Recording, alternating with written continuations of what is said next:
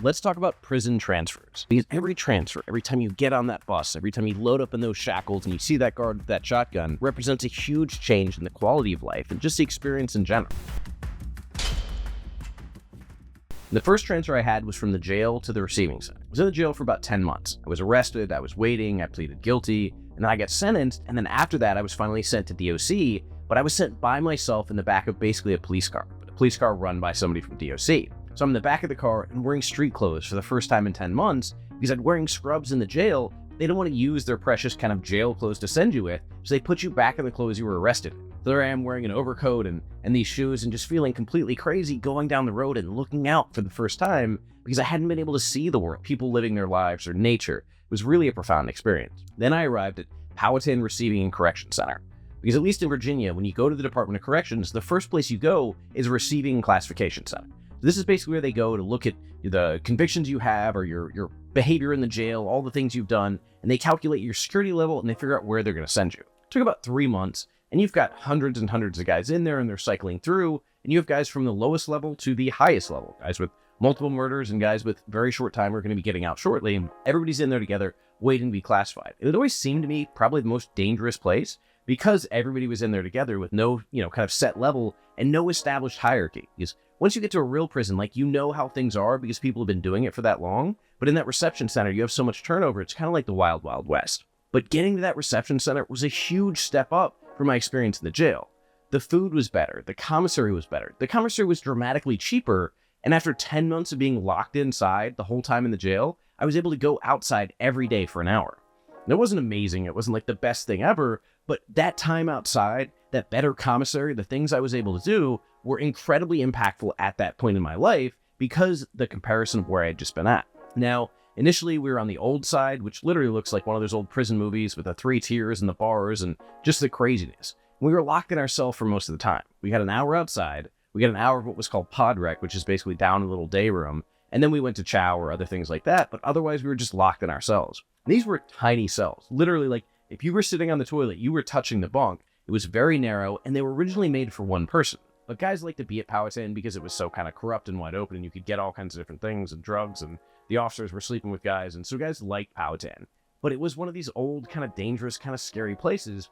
And I remember thinking the first time I looked up on the 3rd tier, if somebody got into a fight and got thrown off that tier, they would not survive. All that being said, my daily experience there, both being able to go outside and enjoy better food and commissary, was so much better than the jail. I was thankful every day, even if I was locked in the cell with the various people I was locked in the cell with. Now, there was a new side, and once I was classified, I was sent over there to wait to be transferred to my final prison. But, the new side was better. It was newer. It was, in much better condition, and you weren't locked in your cell all day. But I think I was only over there for about 3 weeks or a month. Finally, classification done, been sitting over there waiting for a bed to come open.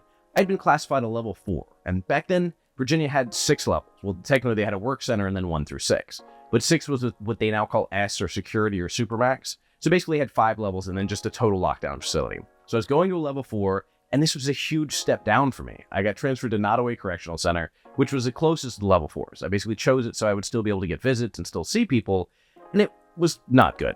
Because after being out of my cell all day, all of a sudden we're locked down the vast majority of the day. And the rec yard was way better. We had weights, we had basketball, we had softball, we had things we could do. But you only got out there for an hour a day, the same as the other place. And it was chaotic. And they made you choose between going to chow or going to rec. And it was just absolutely horrible. The conditions were bad. The food was absolutely terrible. Just all the way around, it was not a good experience. It went from, hey, this place is okay, I can do this too. This is definitely not good. But it was the first place I could get a job and work in the wood shop and have different experiences and learn different skills. And I ended up getting good with the librarian or developing relationships that allowed me to have a little bit more freedom or a little bit more of a better experience. Then from there, after 4 years, my security level dropped because I'd initially been classified a level 4, but after a certain amount of time of good behavior, of not getting in trouble, my security level would drop to a level 3. So from there, I put in to move to Buckingham Correctional Center, which was, again, close to home, so I'd be able to get visits, but was also just a really good place to be.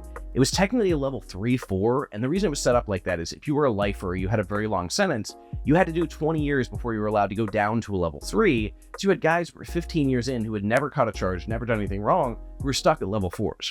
So they developed Buckingham Correctional Center as kind of the place for old heads, or guys who had done time, or guys who had long sentences, but wanted to just do the right thing, wanted to get an education, or wanted to stay out of the way, so it was a really good place to be. because all of a sudden I'm out of my cell all day, every day. I mean, doors open in the morning, you have count times, but they don't close until 11:30 at night. We're out on the rec yard 2-3 times a day. I'm actually out there. You get multiple door breaks. You get to go out and lift weights and run and play soccer. It was amazing. You had really good jobs. You had better programs. And compared to Nottoway, the food was 1,000 times better. And it slowly went downhill, and it definitely was not as good as it was, or did they serve the same portions by the time I left 13 years later. But it was a place that allowed me to actually begin to live. And people think, well, how did you adapt to prison? Well, it was the only place I knew for the vast majority of my life. Like, I spent 19 years in prison. I hadn't been alive for 19 years before I went to prison. It was the only place I had lived as an adult, so I grew up there. I came to know that place.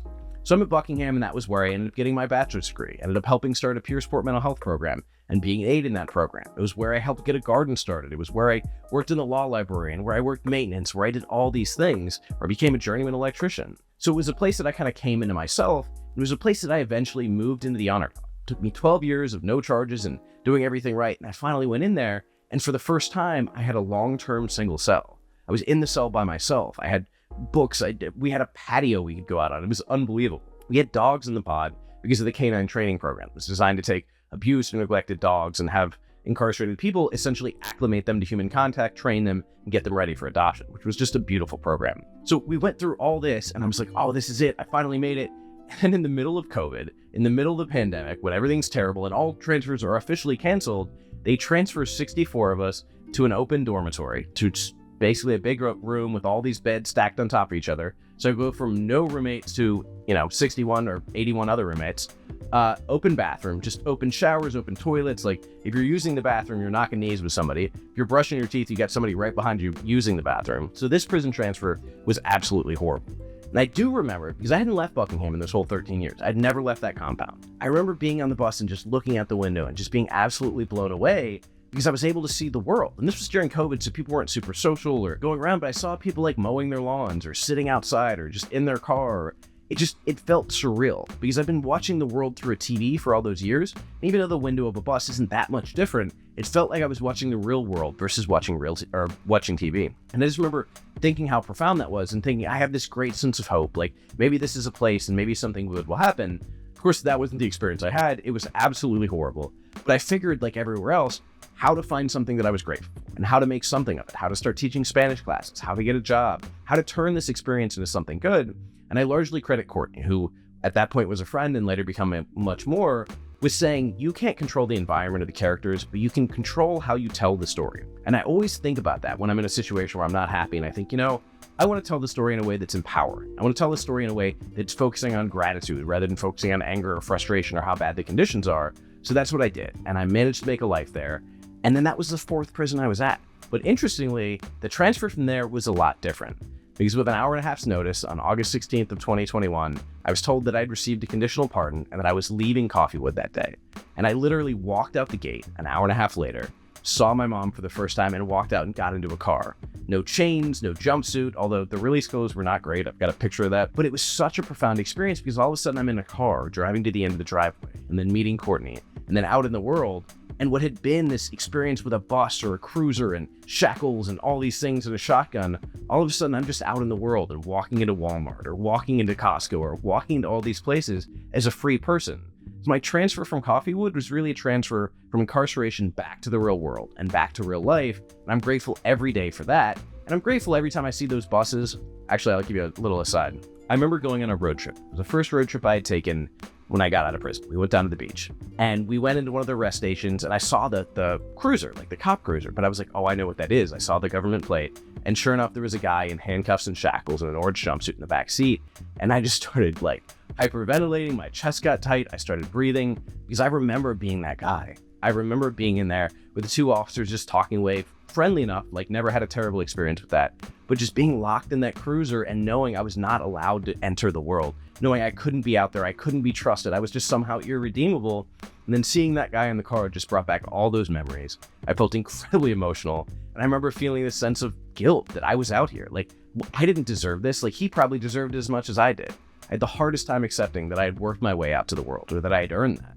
And I had done a lot of work, but at that point, I couldn't see it because I was so trapped by that survivor's guilt. But that was the last prison transfer I've seen. I hope to never see a prison transfer again. And I'm just grateful for the opportunity to be out here in the world with no handcuffs, no shackles, no guard with a shotgun, and the ability to walk down the street or drive down the road whenever I want to go from point A to point B.